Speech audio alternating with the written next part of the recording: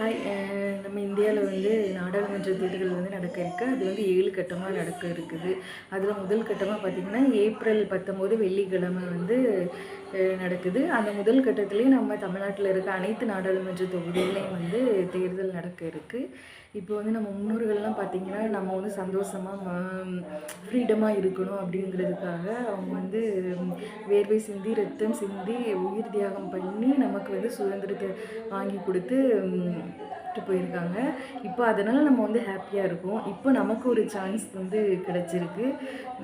நம்ம வந்து ஓட்டு மூலமாக வந்து நம்மளுடைய ஓட்டு நம்ம எல்லாரோடைய ஓட்டு தாங்க நம்மளுடைய எதிர்காலத்தை வந்து நிர்ணயிக்க போகுது. ஸோ எந்த வேட்பாளருக்கு வந்து ஓட்டை போட்டால் நம்மளுடைய எதிர்காலம் நல்லா இருக்கும் அப்படின்னு சொல்லி சிந்தித்து வெள்ளிக்கிழமை எல்லோரும் வாக்கு சாவடிக்கு போய் நம்மளோட வாக்கை வந்து பதிவு பண்ணணும். தேங்க்யூ.